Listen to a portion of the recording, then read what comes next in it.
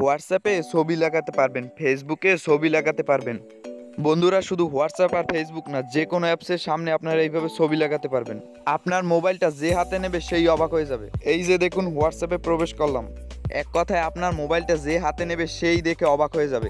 এখন থেকে আপনারাও ঠিক একইভাবে যে কোনো অ্যাপসে নিজের ছবি অথবা প্রিয়জনের ছবি অ্যাড করতে পারবেন।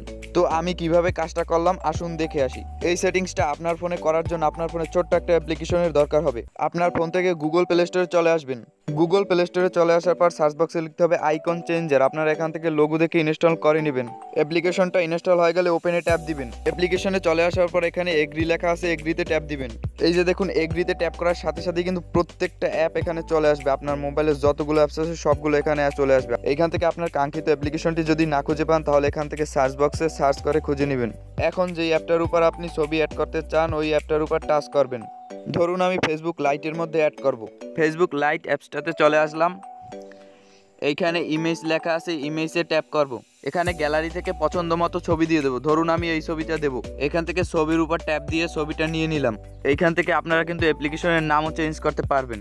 সব কিছু ঠিকঠাকভাবে হয়ে গেলে এখানে দেখুন ইউজ লেখা আছে, ইউজ অপশনটার উপর একটা ট্যাপ করে দিবেন। তো কিছু সময় প্রসেসিং নেবে। এখানে অ্যাড নামের একটা অপশন আছে, এই অ্যাড নামের অপশনের উপর ট্যাপ করে দিবেন। ট্যাপ করার সাথে সাথেই কিন্তু হয়ে গেছে কাজ। এখন কিন্তু সম্পূর্ণ কাজ শেষ। এখন এখান থেকে ব্যাক চলে আসবেন। এই যে দেখুন, ফেসবুক কিন্তু হোম স্ক্রিনে চলে আসলো, ছবি অ্যাড করা। এখন কিন্তু এইখানে টাচ করলেই আমি ফেসবুকে প্রবেশ করতে পারবো। যে দেখবে অবাক হয়ে যাবে। এরকম ভাবে ছবি অ্যাড করতে পারবেন আপনার অথবা আপনার প্রিয়জনের। বন্ধুরা, ভিডিওটা ভালো লেগে থাকলে অবশ্যই সাথে থাকবেন। দেখা হচ্ছে নতুন কোনো ভিডিওতে।